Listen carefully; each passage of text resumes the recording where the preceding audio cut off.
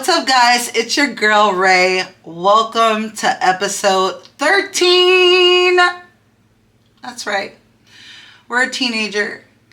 Cat's out this week, so your girl's solo dolo. And you know I'm gonna drop you a banger, of course. Last week, Kat and I, we just really wanted to talk about LAHSA. Put it out there, our experience working with LAHSA as case managers. Also working with LAHSA currently, and the good things about LAHSA. We definitely want to talk up homeless services because there's not enough of it, and so we were coming from a good place. You know, everybody kind of wants to talk about scandal and the bad things that come out of entities like LAHSA, but we definitely wanted to highlight the good. And so with our new presidency just ripping away resources for the homeless, we definitely wanted to talk it up, in which we did, right? Today, this week, it's a different time. It really is, and things are abruptly changing, especially with LAHSA. You know, they're defunding it. And, you know, I was reading, and it is kind of juicy.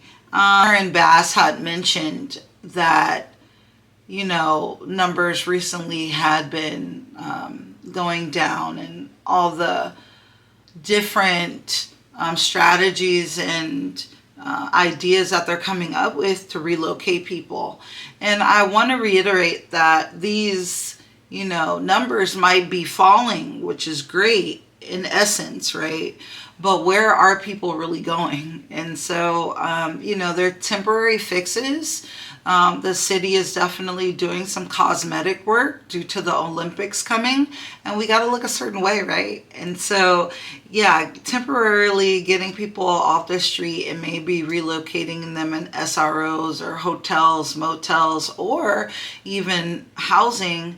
But it's all temporary. At least majority of it is, right? There's too many numbers to like truly permanently house someone. In particular, people that might not even want to be housed. So you're going to see people being housed, but then, you know, they might walk out of that as well. So that is a thing.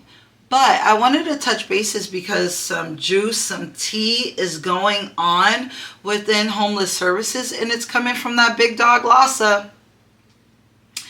And I'm really sad to see it, but in realism, yeah, it kind of had to happen this way. There's been so many news reports, right? Even video of LAHSA workers throwing away food. I mean, I saw it. Who didn't see it? So there has been some neglect and some mismanagement for sure. We're not saying that that isn't a thing.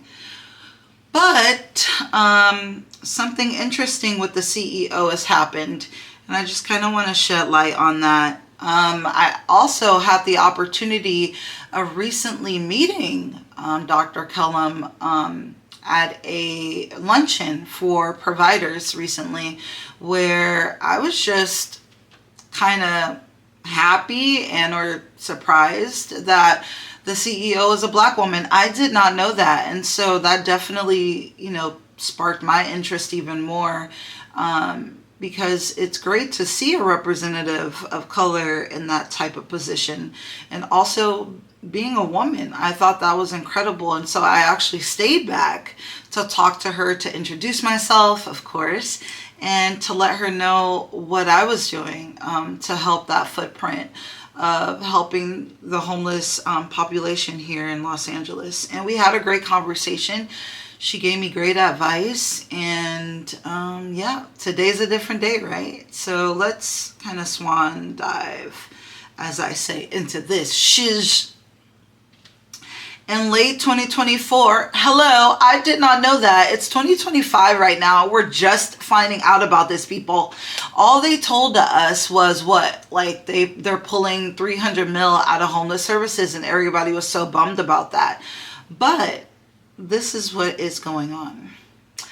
In late 2024, Va Lecia Adams Kellum, the CEO of Los Angeles Homeless Services Authority, resigned following audits that revealed significant financial mismanagement in the agency. Interesting, right? Let's go on. The audits uncovered issues such as inadequate record keeping, delayed payments to service providers, and unaccounted funds, including $5 million in cash advances. In response, the Los Angeles County Board of Supervisors voted to relocate over $300 million in annual taxpayer funds from LAHSA to a newly established county department dedicated to homelessness. The move aims to enrich accountability and transparency in management of homeless resources. Child, if this ain't juicy, I don't know what is. There will be no more LAHSA, which I mean is okay, I guess, but like, I mean, who's gonna fund? I mean, this is gonna have to be one hell of a move, and definitely have to overlap each other, because how are they gonna know all the entities that LAHSA is financially, taking care of? I mean, I'm just worried about the shelters, really. And what exactly, are they going to do? They're funded by LAHSA. LAHSA has so many beds that they pay for in shelter. So this is quite interesting. And the resignation right after the audit, though, it's questionable. It definitely is questionable. I also Googled how much Dr. Kellum made. Approximately $430,000 a year, which is like almost $500,000, right? Future of homeless services in Los Angeles. As the city and the county transition away from LAHSA, several key incentives are shaping the future of homeless services. Pathway Home program. This initiative aims to house individuals living in encampments along major corridors, such as the 105 freeway, by providing housing and supportive services. The program has already enrolled nearly 600 individuals and received a $51.5 million state grant to expand its efforts. So that's for the encampment. So those are all the people when you're driving under the freeway, and you look underneath of the freeway and you see the little fences in the beds or in the grass area, or if they're just like on the sidewalk. And I know a lot of sidewalks are cleaned up. They're putting these like weird animal cages on sidewalks, prohibiting people from even walking down the sidewalk, let alone sleeping on it, right? So there's all these different little cleanups, you would say, that they're implementing, and all this money is great that they're pouring into it. But again, a lot of this is temporary, people. So it's almost like we're blowing money on, unless they like really emphasize the mental health and the addiction aspect of things and start placing people within programs, within housing. Some of this kind of like doesn't make sense either. Inside Safe Initiative. Let's talk about this. Launched by Karen Bass, this program focuses on moving unhoused individuals from encampments into temporary and permanent housing. The city has committed a $1.3 billion to address homelessness, with a significant portion allotted to expanding Inside Safe. Again, another program to just sweep, right? This one mentions, though, the permanent and temporary housing aspect. So they are making it aware that it is temporary slash permanent. I mean, they mentioned 600 people signed up for the other one. We have like 65,000 people homeless. I mean, okay, let's continue. State level support. Governor Gavin Newsom has proposed the creation of a new state agency to streamline housing and homelessness efforts, which could further support local initiatives by consolidating resources and aligning policies. So that just tells me that some of these agencies that aren't making their quotas, aren't promising their numbers, aren't coming up with legitimate, solutions to these problems, might also be getting cut, right, to streamline it a little bit more, which is effective. But who's going to be running the new agency? Are they going to be another Dr. Kellum? I mean, are they really going to make a difference here? I mean, who are they exactly? And what's the agency called? And is the agency going to work out of the HMIS system? Is it going to, there's so many questions. But here we go. Here's more. Broader implications. These developments reflect a growing recognition of the need for systematic change in addressing homelessness. The shift towards a more centralized and accountable approach aims to improve service delivery, enhance transparency, and ultimately reduce homelessness in Los Angeles. However, challenges remain, including ensuring that new structures effectively meet the needs of vulnerable populations and that reforms led to tangible improvements on the ground. I agree 100%. Are these structures they are putting people in a hazard, or is it smart to put people where they might be amongst more problems? And I don't know. I hope that whoever is making the decisions are making the proper ones, because people's lives are at stake here. The funding is so important, and the people that are maintaining housing and they're getting their acts together and they're getting back on their feet and they're finding themselves again, and now another woe, it might set them back even further from where they came from.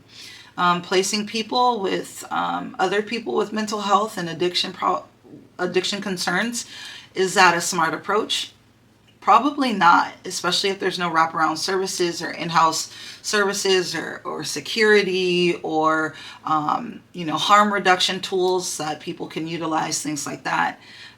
It might be a cesspool, just small cesspools all around town. Who knows, honestly. I know if I were in a position like that and I had so many millions and billions in funding, I would try to think outside of the box, maybe creating communities that people can rehabilitate in, like self-governed communities where people are housed and they are working even with their mental health, even with their addiction concerns. But they're working, they have a job within this community, whether it's stocking the shelves of the local, small market that's ran by people who live in the community. And maybe there's an initiative where they're paying off their rent and they're getting their hourly rate, right? To learn independence and to learn how to coexist with others again. Simultaneously getting rehabilitation off the streets, getting courses, classes, taking life skill classes, all within this community. I would definitely do something that hasn't been done before. But LA has a ticking clock for the Olympics, and this huge problem, something major like defunding LAHSA, kind of has to happen. In which I am going to miss the good things about LAHSA. There's a gray area now. So, okay, if you're shutting down LAHSA, then what? How long is it going to take for this other agency to pop up? Oh, yeah, I will say this, that Dr. Kellum's predecessors, I guess you would say, are going to be taking her place. There's like 2 executive chiefs or something. I know one's named Molly and one named Christina. I'm sorry, I forgot their last names, but I did read that in some articles. So there is someone stepping into that position temporarily, which is good. But overall, what's going to happen to the doctor? Is she going to be charged for anything? What kind of investigation is it? Are other people going to resign? I'm just curious on all those lost funds. And yeah, how homeless services is going to look and feel from here on out. I definitely feel that people are going to have more responsibility in taking care of their lives. I think it's going to be turned around on them. And there's going to be some mandates, some things that have to be done. Whether that's you have to do this in order to get your monthly, income, or whatever the government provides for you if it's not cut already. It's definitely time for a change, but it's also time for people to wake up and figure out from here on out what type of life you want to live. Things are not going to be handed to you anymore, in which you got to take kind of control of your life. Stabilize your life, stabilize yourself, stabilize your environment. Make sure that you are taking care of you, that you have a backup plan, that you create a safety net for yourself. Because now all we have truly is one another. I just really can't believe all the hate in the world. I really can't. I don't know if I just lived in a bubble my whole life and I didn't see it maybe as obvious as I see it now. But the hate in the world really scares me, especially premeditated hate. For someone to hate someone because of the color of their skin, something that they had no control over. The hate for people that are not at the social status as you, which is absolutely ridiculous. There's so many hate crimes going on currently, especially in high schools. I just really can't believe the segregation and hate crimes that are currently happening between brown and black students. We all are cut from the same cloth, in which we have white supremacy happening. So it's almost like we have to deal with our neighbors who we should love and get along with because we have another entity coming for us.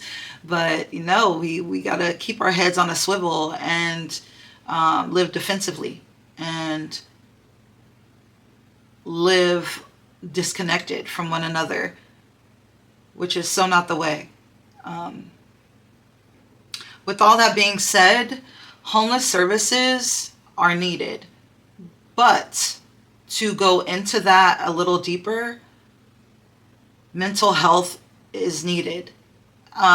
Creating safe places, creating funding for homes that people with severe mental health can coexist with one another and get the wraparound services that they need is amazing. Please, whoever is creating this new agency, let's do this for our people. Let's do this for the American people, okay? Let's get... And you know what? I will say the only thing that I do agree with our new presidency is considering drug dealers as terrorists. Finally, our nation is dying of fentanyl.